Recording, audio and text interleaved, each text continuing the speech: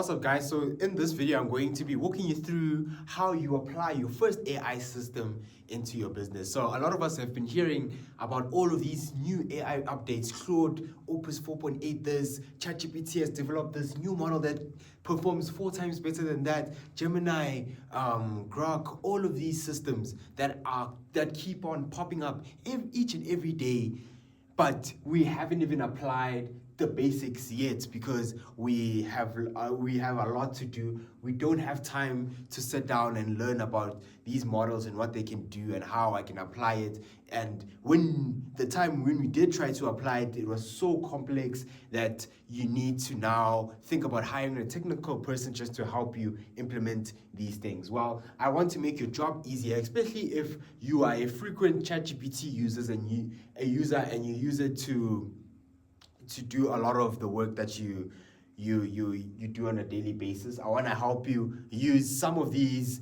AI principles or AI rules to apply to your business. So the first thing is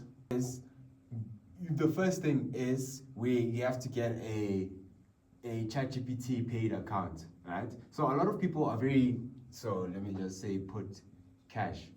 So pay for the base account. So a lot of people are very resistant to paying for these things. Like, why would I pay for it if I can use it for free? But the problem is there's a huge safety element of not paying for it. So all of these AI models and AI companies use whatever data you provided to train the models to give you better responses. So if you ask what color is the sky today and it says green, and then you correct it and now you say, and then you correct it to blue, when it comes back, when you ask it tomorrow again and you say what color is the sky today and it says blue, the AI has been trained based on your response to what the color of the sky is. And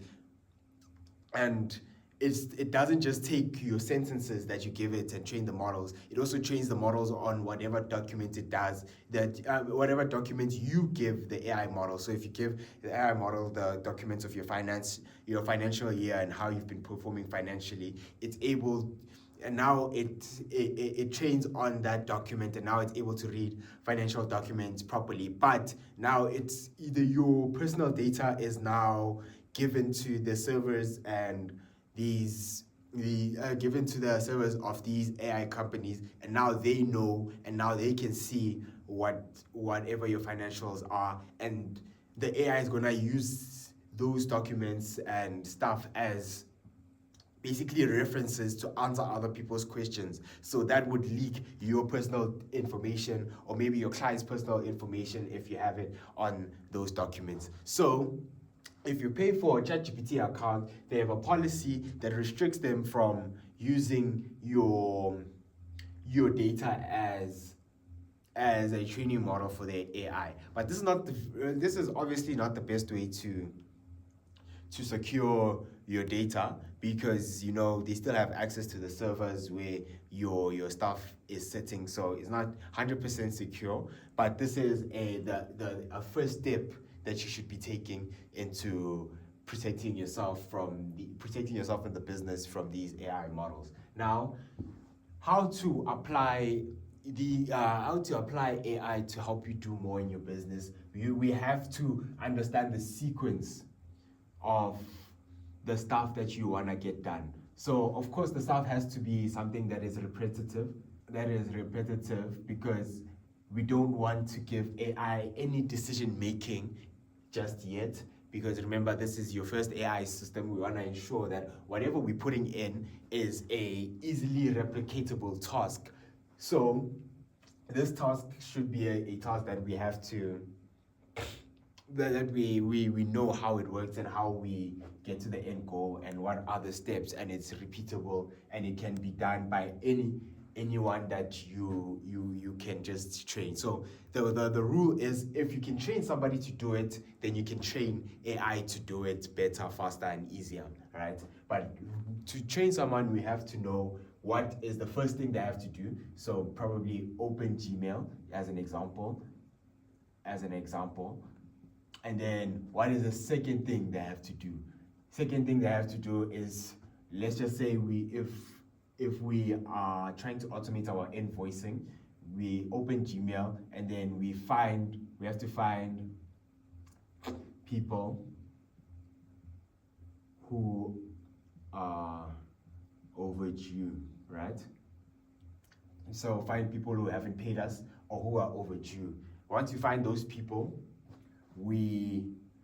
number 3, you'd probably want to document who hasn't paid, right? Then number 4, you would probably think about sending a message.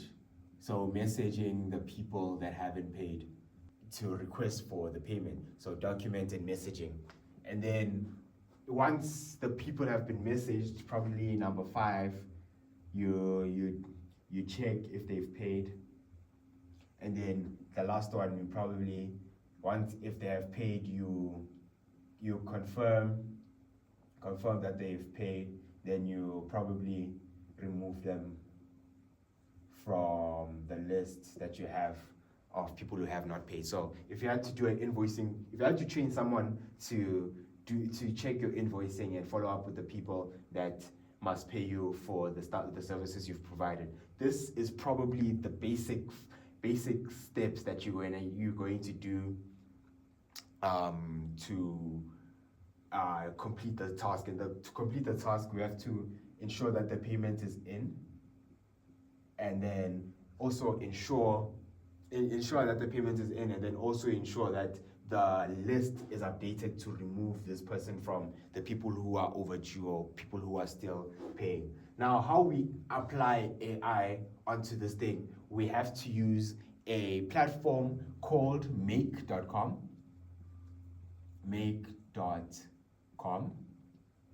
or N8N. So N for Naki, 8 the number, and then another N for naughty. All right. These 2 platforms will allow us to connect all of these specific steps in a way where it works together, in a way where the AI just works through all of these steps to achieve this goal repetitively, which is why we have to have the sequence and the task has to be repetitive. So these 2 platforms allow you to connect your Gmail, right, to the sequence. It allows you to connect an AI that's gonna check for the people who are overdue. So the AI is just gonna check for the dates where the invoice was meant to be paid and check the current date, right? And then AI is also gonna document the people who are overdue into a list. And then here, the AI is going to craft a personalized message based on the stuff you have.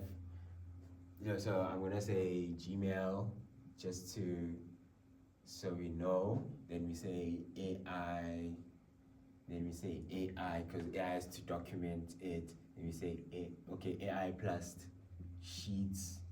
So this is Sheets/Excel, right? Then messaging AI plus email probably, or WhatsApp, right?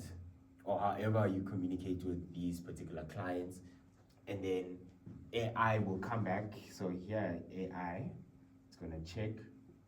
You have the AI system, and then it's gonna confirm and then remove. So here it's gonna be AI and Sheets or Excel, right?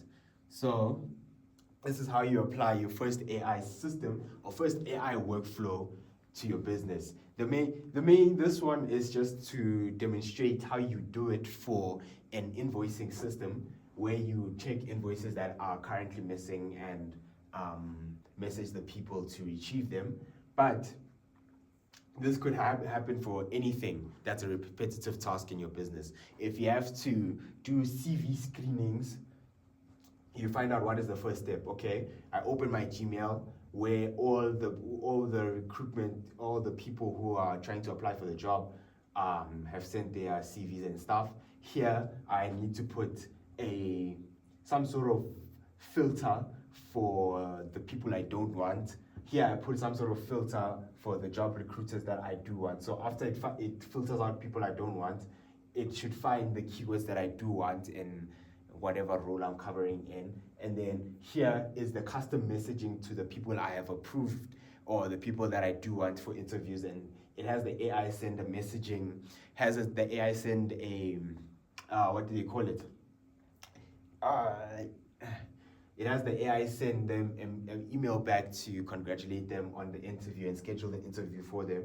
Then here you probably would have a calendar that takes the responses from the messages to book the people for specific interviews. Then here is the interview. Then you can just run this system as long as you keep getting emails about CVs.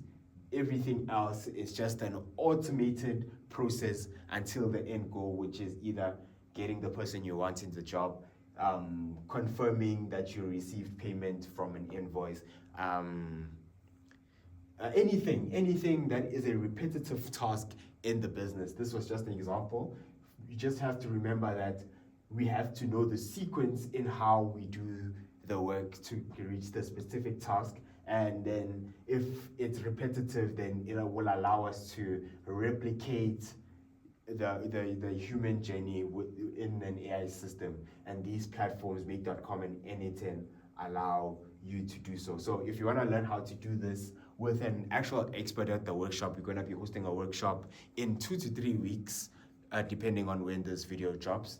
And we will be showing you how to do all of this, or we will be dedicating someone who's going to do all of this for you, and we're just going to apply it in your business in the places that you need. Then just click the application below. Once you've applied, we will send you over a date when we're going to be hosting this workshop, and we'll send you an invite to the building so you can join us live in person and see that we are real people building real AI systems for small businesses, for big businesses, for people who just want to do more in the time allocated in the day. So if this is you, this will be the perfect event for you, and ciao.